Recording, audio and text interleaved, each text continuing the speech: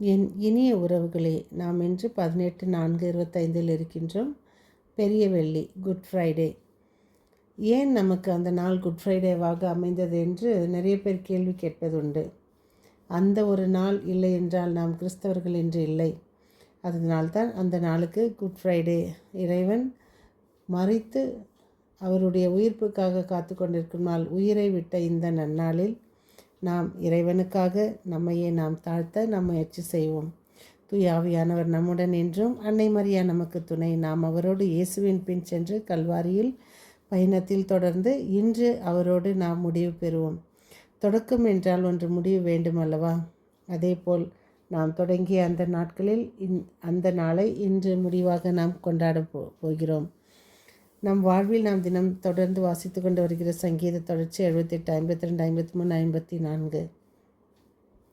தந்தையே, என் ஆவியை உம் கையில் ஒப்படைக்கின்றேன் என்று இயேசு கிறிஸ்து அந்த அவருடைய ஆவியை இறைவனுக்கு ஒப்படைக்கின்றார். எசையா நூலிலிருந்து நமக்கு ஒரு பெரிய வாசகம். சிறுமைப்படுத்தப்பட்டவர் என்றும் கடவுளால் வதைக்கப்பட்டு நொறுக்கப்பட்டவர் என்றும் அவரே நம் குற்றங்களுக்காக காயமடைந்தார் என்றும் நம் தீச்செயல்களுக்காக நொறுக்கப்பட்டார் என்றும் நிறைவாழ்வை அளிக்க அவர் தண்டிக்கப்பட்டார். நாம் இன்று இந்த கோதுமை மணி மண்ணில் விழுந்து மடிந்து அது ஒரு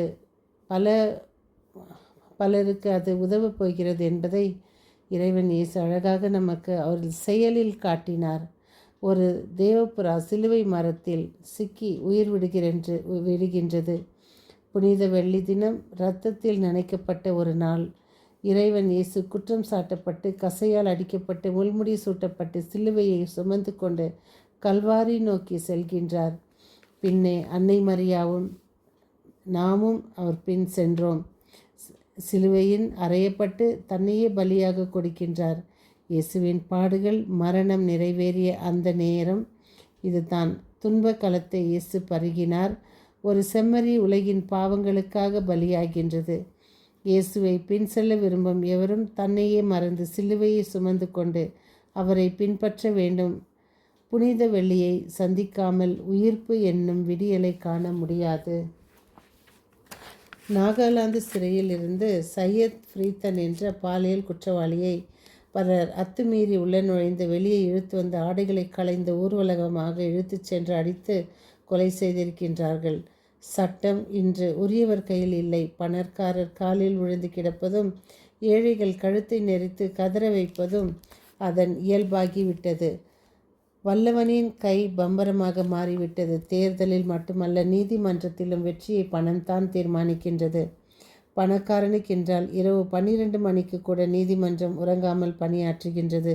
இல்லாதவர்களுக்கென்றால் 12 ஆண்டுகள் ஆனாலும் கேட்பாரற்று கிடைக்கின்றது. பொய் கணக்குகளை தயாரிக்க ஒரு ஆடிட்டர், பொய் சாட்சிகளை ஆதாரங்களை தயாரிக்க ஒரு வக்கீல், வைத்துக்கொள்ள முடிந்தவரெல்லாம் நிரபராதியாகி விடுகின்றனர். நாம் சில நாட்களுக்கு முன் 21 பொதுத்துறை வங்கிகளில் நடந்த மோசடிகள், 70,000 கோடி ரூபாய் நஷ்டம். த இந்து பேப்பரில் 22/10/18 என்ற நீதி தேவன் உறக்கத்தை யாரால் கலைக்க முடியும்? இயேசுவே அன்று ஜனங்களில் மெஜாரிட்டி உனக்கு மரண தீர்ப்பளித்தது அப்பா. இன்று அது பண மெஜாரிட்டியாக மாறி எங்களையும் தண்டிக்கின்றது. தீர்ப்பெழுத வந்த உமக்கே தீர்த்து கட்ட தீர்ப்பெழுதியவன் அல்லவா நான். அதற்கு மிகவும் வருந்துகிறேன். இயேசுவே, எங்கள் உயிரை எடுத்திருந்தாலும் நாங்கள் அந்த காலகட்டத்தில் இருந்திருந்தால் சந்தோஷப்பட்டிருப்போம். ஆனால் நாங்கள் அனைவரும் வாழ நீங்கள் உங்கள் உயிரையே தந்து அதை செயலில் காட்டி எங்களிடம் அன்பு என்பது இதுதான் என்பதை நிரூபித்தீர்களே. எங்கள் வாழ்நாட்களில் நாங்களும் செயலில் அன்பு செய்ய எங்களுக்கு நல்ல வரத்தை தாரும். இதோ இந்த நாளை இன்றோடு முடியாமல் இது மீண்டும் தொடரும் என்பதை எங்களுக்கு காத்திருந்து கொடுத்தமைக்காக உமக்கு நன்றி. நாங்கள் எங்கள் வாழ்நாளில் உம்மை பின்பற்றியவர்களாக வாழ முயற்சி செய்வோம். இந்த தவநாள் என்பது 40 நாட்கள் மட்டுமல்லாமல் இனி வரும் நாட்களிலும் உம் பிள்ளைகளாகவும் உமக்கு உகந்த சீடர்களாகவும் உமக்கு உகந்த சீடத்திகளாகவும் வாழ முயற்சி செய்வோம். ஒருவரை ஒருவர் மன்னிப்போம். இந்த நன்னாளில் இயேசுவுக்காக நாம் சிலுவையில் அறையப்பட்டது நம் பாவங்களை, நம் கோபங்களை, நம் தாபங்களை, நமக்கு வேண்டாம் என்று வெறுக்கும் சில நம்முடைய உள்மனதில் இருக்கும் அடிமன காயங்களை, பெருமைகளை, நமக்குள்ளே இருக்கும் எல்லா தீய சிந்தனைகளையும் இயேசுவோடு சிலுவையில் அறைந்து புனித மனிதர்களாக உயிர்க்க முயற்சி செய்வோம். மீண்டும் சந்திக்கும் வரை உங்கள் அன்பு தோழி.